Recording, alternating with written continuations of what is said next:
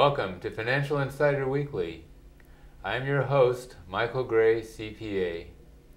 My guest today is Richard Lambie, and Richard is a California licensed professional fiduciary.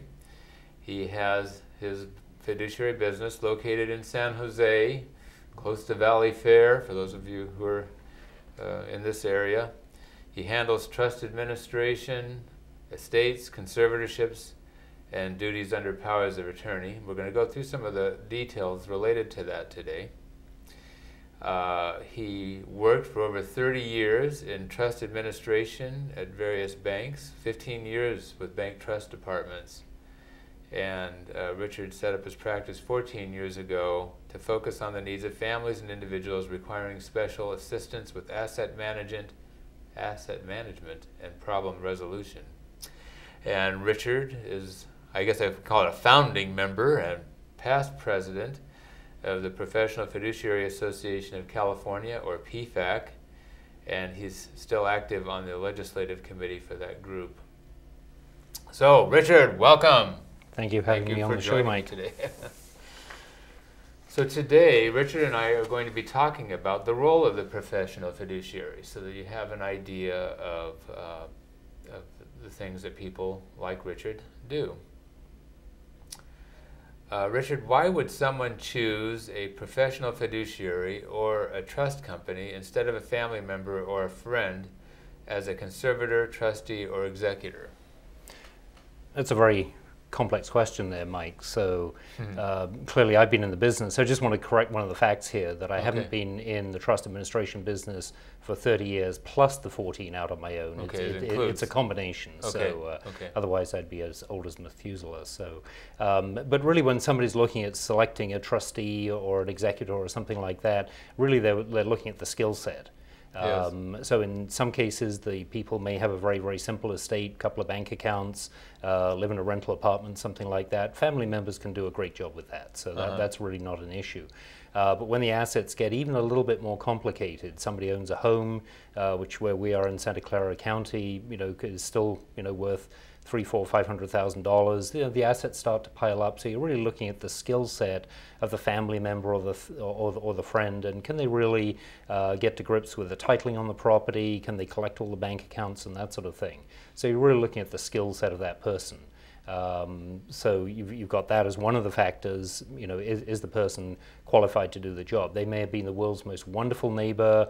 You're able to borrow milk and sugar and whatever else from the neighbors. But when it comes to the finances, which is where we're really going here today, that can be quite a challenge, even for the most loyal neighbor. Another issue, and this is what we see quite a lot with the different folks that come into our office, is an age factor, because probably like in your case, a lot of your friends are a similar age. And once you get up into your 70s or 80s, a lot of your friends are up in that category as well. So the friend or the neighbor or even the family member can be getting up there in terms of age as well. So you're looking at their capabilities. Are they on top of their business? Even if they are on top of their business, can they take care of your business as well? Again, we're looking at any real estate holdings, the bank, the brokerage firms, that type of thing as well. So you're looking at those combinations. We've got age, we've got the skill set, but also with regard to emotion, particularly when we're looking at family members. That can really be a challenge, because if the family member's involved, as they should be with their loved ones, that can really be a problem, because you're focusing on if there are any health issues, a decline, could be an accidental injury or a long-term decline due to dementia or something like that, a chronic medical condition. The person that's closest to you would be very upset by that. So we're looking at, that's coming in as a factor as well. So, going through those three. The third thing that unfortunately we see quite a lot in our business is that if the family member or the friend is brought in and there's maybe litigation involved, either could be existing litigation, maybe with family members, could be with regard to an asset, collecting an asset, pursuing an asset, something like that, that can really be a trial. Litigation is very adversarial, very emotionally draining in its own right. So you've got a combination of factors there that, again, I'm not decrying the neighbor or the family member or the friend, but sometimes it can be a real challenge for them to do an effective job. Yeah. and maybe related particularly to your last point, is that you can sort of have conflicts of interest and also emotional conflicts. You know, the mom always liked you best thing, so there's a resentment that may happen among family members. And so sometimes by having an independent person that's involved, then that helps to diffuse a little bit of that stuff. Yes, very much so. I'd say one of the most hostile cases that I've been involved with just recently settled on January the 8th, I remember the date well, involved a total family of 3 with 2 sisters and a brother. 2 of the family members were in the family business, one of them had left the family business, and mom and dad were absolutely convinced that the children should be able to get along to save the business and balance out their inheritance. And when mom unfortunately passed away at the end of 2007, basically everything broke loose. Years of family conflicts and feuding came to the fore. How were the 2 that were running the business, how were they running that? The one on the outside, of course, felt that she'd been hard dealt by, and the 2 that were in the business were obviously feeling that they were running the business absolutely to the best of their ability. And probably out of a $7 million estate, there were probably $2 million consumed in legal fees just on that one case alone. Sad? So, you know, that's something that mom and dad obviously thought, you know, the children must be able to get along, but absolutely couldn't do it. Yeah, so actually part of what happens is when mom and dad pass away, the referees are gone. Very much so, very much so. The glue that held the family together is gone. Yeah. Okay, well now let's say that you're in this, let's say for example I'm in this situation, that I've been named as a trustee or executor, but I don't have the experience or the education in that area. So what are some things I should think about before accepting? You should be very, very cautious. You should get a hold of the document before you accept, as you suggest. This is a checklist of the things you should do before you sign on the dotted line. So have a look through the document. That's not as simple as it sounds. A lot of the documents that I pick up have an original trust. I'm just thinking of a recent example, trust dated 1992, and then there are 3 or 4 amendments after that.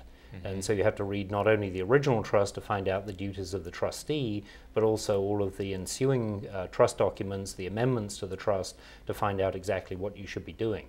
And even though I've been involved with trust management for the last 30 years, sometimes I can't make head nor tail of the documents myself.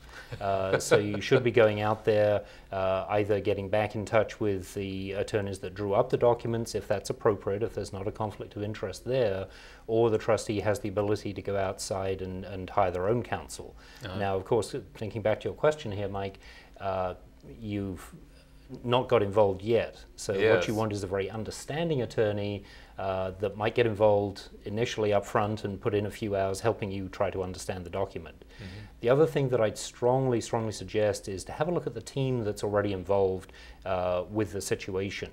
You may be walking into a family where if they've got real estate, maybe they've got a tremendous property manager. It's got an absolute handle on the real estate, the leases, the tenants, everything else. That'll be a tremendous help.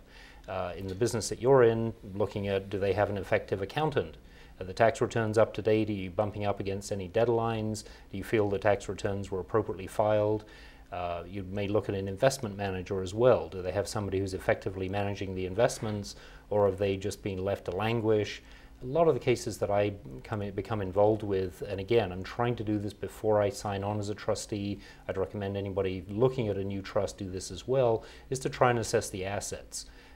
You know, what's the number of different mutual funds, number of different brokerage accounts. Try to get a handle on that, because that will give you a really good insight as to the time that's going to be involved in the management of that particular trust, as well as we've referred to before, any litigation that might be out there as well. So you're really looking at trying